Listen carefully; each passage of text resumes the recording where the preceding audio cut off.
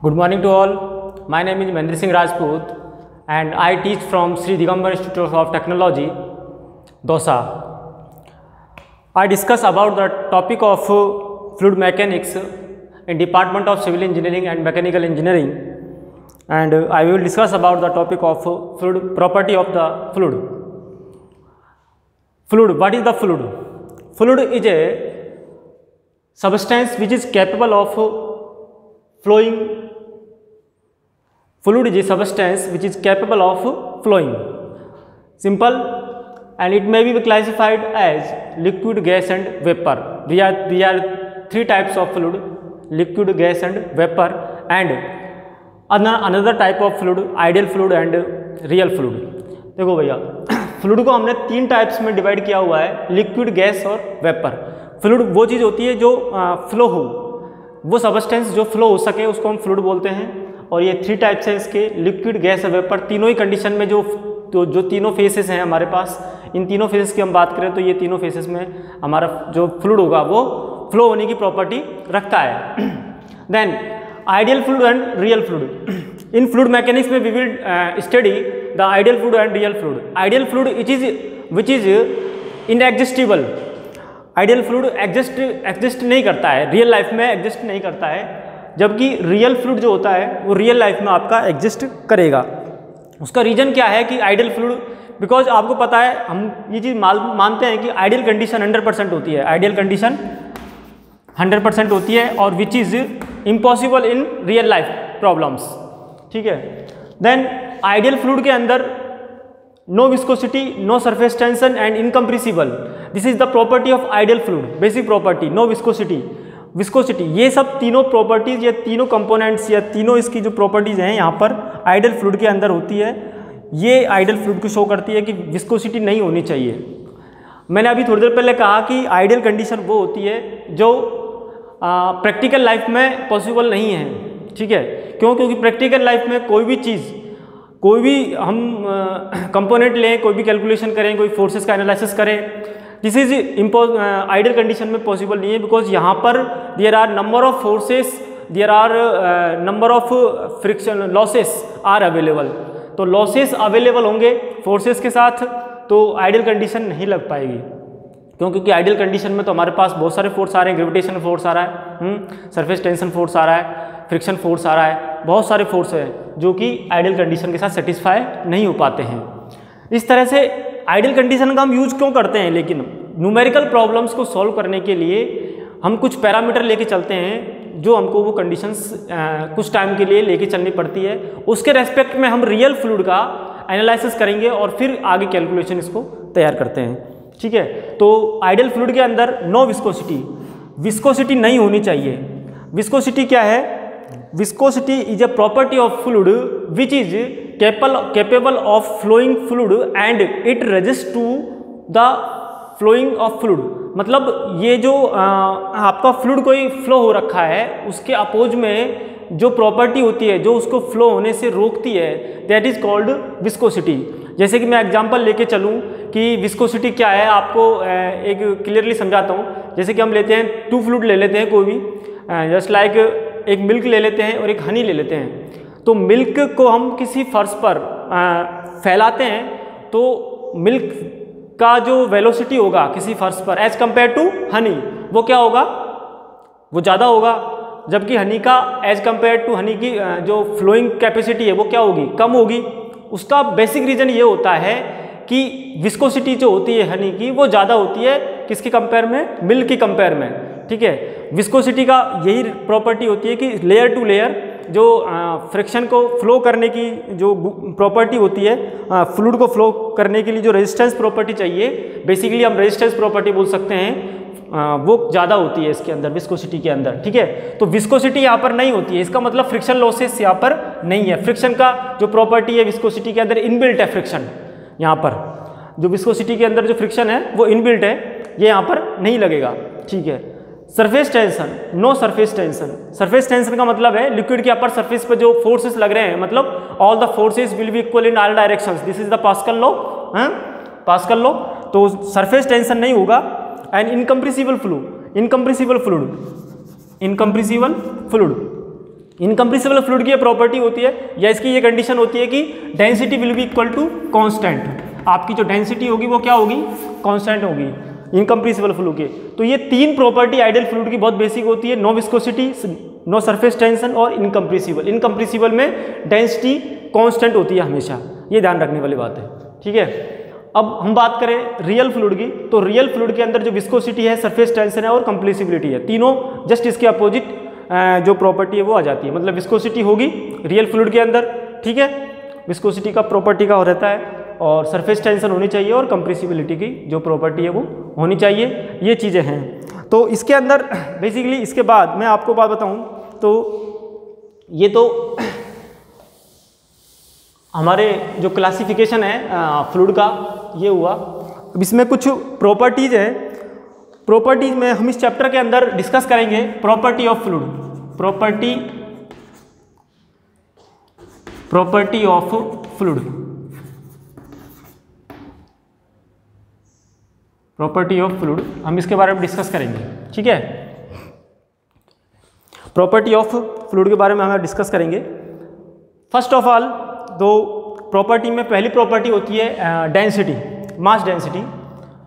First property है यहाँ पर मास डेंसिटी, मास डेंसिटी, मास, तो मास डेंसिटी का फॉर्मूला जो निकल के आता है वो डेंसिटी का ये हो गया, डेंसिटी मास अपॉन वॉल्यूम, ये ध्यान रखने वाली बात है। मास डेंसिटी के लिए हम बात कर रहे हैं तो डेंसिटी मास अपॉन वॉल्यूम, ये सिंपल याद रखना है आपको। और इसका जो यूनिट बनेगा वो मास का हो जाएगा केजी, किलोग्राम, वॉल्यूम का हो जाएगा मीटर क्यूब, तो किलोग्राम मीटर क्यूब इसकी यूनिट यहाँ पर निकल के आती है, ठीक है।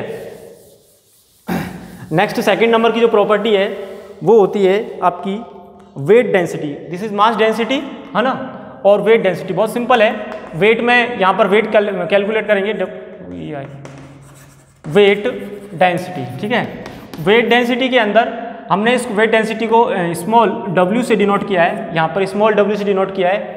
और मास डेंसिटी में मास आ जाएगा तो वेट डेंसिटी के अंदर यहाँ पर आएगा weight per unit volume, weight per unit volume, mass per unit volume था मास डेंसिटी के अंदर, और वेट डेंसिटी के अंदर वेट पर यूनिट वॉल्यूम था। इसलिए जब इसको कैलकुलेट करूँगा w = mg होता है upon volume, mass upon volume हो गया आपका डेंसिटी, और डेंसिटी इंटू जी बन के आएगा यहाँ पर, तो स्मॉल w = ρg, ये फॉर्मूला यहाँ पर निकल के आता है, ठीक है। तो वेट डेंसिटी हो गया। थर्ड नंबर आता है आपका specific volume. Third one is specific volume. What is specific volume? दो specific volume is the reciprocal of density. Specific volume, specific volume, specific volume is the reciprocal of mass density. It is denoted by small v and it is the reciprocal of density, ठीक है। तो next आप property आती है आपकी density में, तीन density आ चुकी है हमारे पास, मास डेंसिटी, वेट डेंसिटी और स्पेसिफिक वॉल्यूम, ठीक है। नेक्स्ट आती है specific gravity. Specific gravity is the, next लिख देता हूं मैं second number, Chowk, specific gravity. Specific gravity is the specific weight of liquid, specific weight of liquid upon specific weight of pure water. देखो भाई, specific weight of liquid upon specific weight of pure water, ये आपका specific gravity का formula होता है। Specific gravity का formula होता है, it is the ratio of weight, specific weight of liquid upon specific weight of water, ठीक है।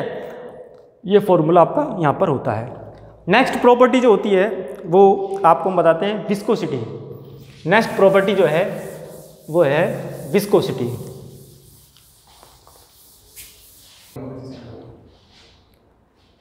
Viscosity, viscosity it is the define as the property of fluid which determines its resistance to shearing stress, its resistance to shearing stress।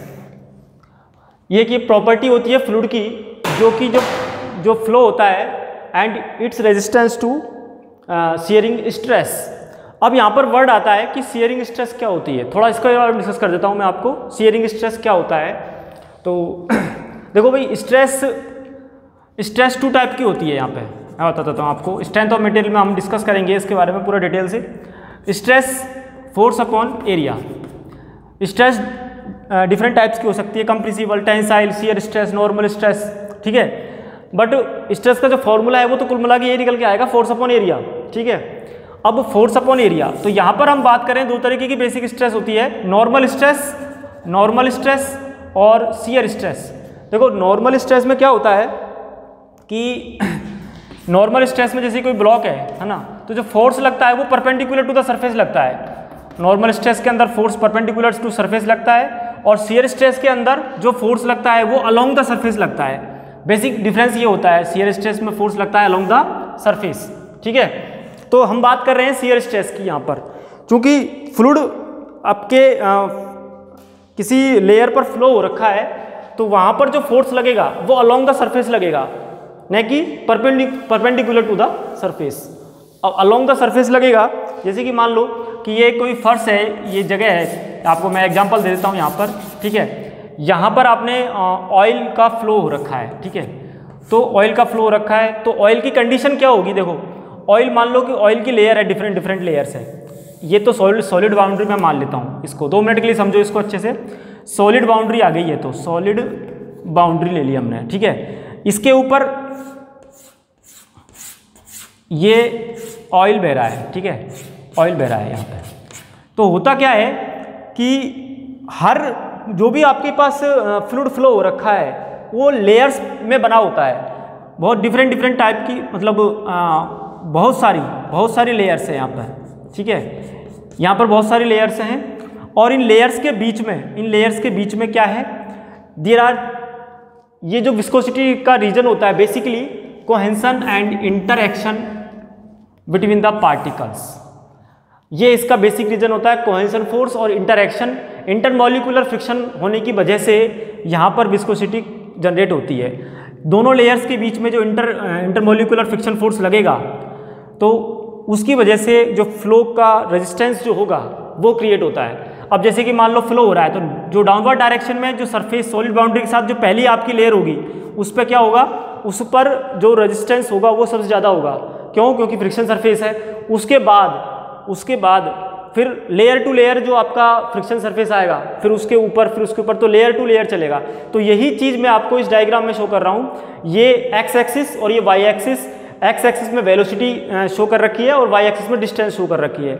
जब हम शुरू करें starting, तो सबसे lower जो layer है इसकी, which is connected to the surface boundary and it flow, then from the origin पे इसकी जो पोजीशन है वो क्या होगी, 0 होगी। क्यों? क्योंकि ये जो ग्राफ है ये आपका वेलोसिटी प्रोफाइल है, इसको हम बोलेंगे वेलोसिटी प्रोफाइल। ये वेलोसिटी प्रोफाइल कर्व है ना, इससे साफ पता लगता है कि आपकी जो वेलोसिटी है वो 0 हो गई, सरफेस पर वेलोसिटी 0 हो गई। फिर इसके बाद नेक्स्ट लेयर की बात करेंगे, थोड़ी बढ़ेगी वेलोसिटी, फिर थोड़ी बढ़ेगी, फिर थोड़ी बढ़ेगी, फिर थोड़ी बढ़ेगी। तो अपर सरफेस पर आते आते वेलोसिटी मैक्सिमम हो गई। ये अपर सरफेस है, और इस अपर सरफेस पर मतलब कि जो आपका फ्लूइड बह रहा है इसके ऊपर की सरफेस पर जो वेलोसिटी होगी वो क्या होगी, मैक्सिमम होगी। और इस तरह से ये ग्राफ बनता चला जाएगा, ये ग्राफ बनता है आपका, ठीक है। तो ये रीजन है इसका बेसिकली।